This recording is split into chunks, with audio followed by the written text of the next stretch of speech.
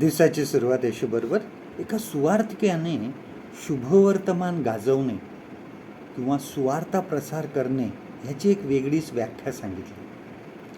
आणि ती व्याख्या अशी सांगितली की जी सहभागिता म्हणजे एकत्र येणे, ज्यांच्या पापाची क्षमा झाली आहे ते देवाचे वचन फक्त सांगत नाही तर त्याप्रमाणे वागतात, ही खरी सुवार्ता आहे.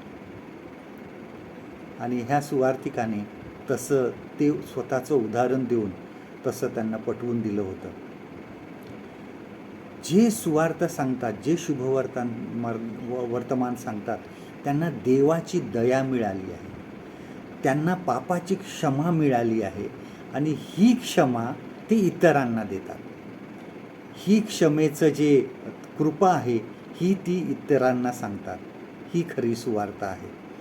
बघा, तिमोथेला पहिले पत्र ह्याचं पहिला अध्याय 15वं वचन काय म्हणतं बघा. 1 Timothy chapter 1 and verse 15.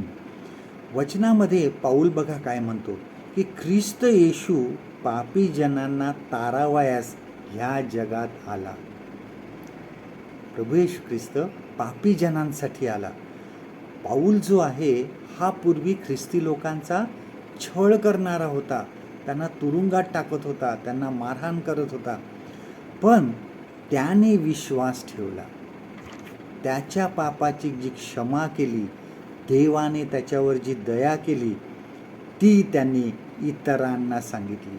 स्वतः एक उदाहरण लोकांसमोर ठेवलं आणि लोकांना सांगितलं की बघा, देवाने माझ्या पापाची क्षमा केली आहे.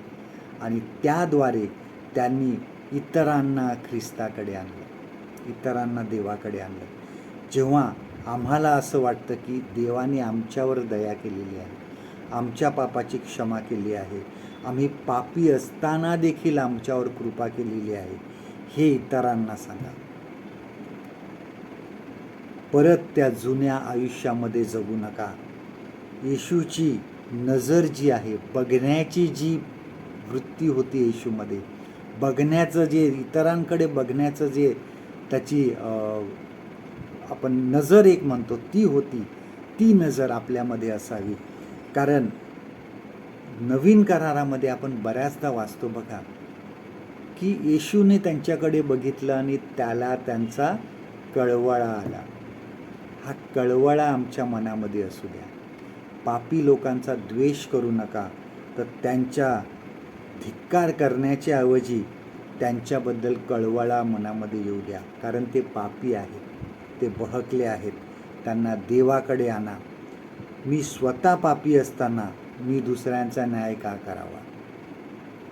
देव पापातून आम्हाला, जे पापातून बाहेर आलेले आहेत त्यांचा देव उपयोग इतर पापी लोकांना पापामधून काढण्यासाठी त्यांचा उपयोग करतो. आजचं देवाचं वचन आपल्यासाठी हे आहे. योहानकृत शुभवर्तमान ह्याचं 3 अध्याय 17 वचन. Gospel of John chapter 3 and verse 17. देवाने पुत्राला जगाचा न्यायनिवाडा करण्यासाठी नाही, तर त्याच्याद्वारे जगाचे तारण व्हावे म्हणून पाठवले. परमेश्वर करो आजचा दिवस तुमचा आशीर्वादित करो.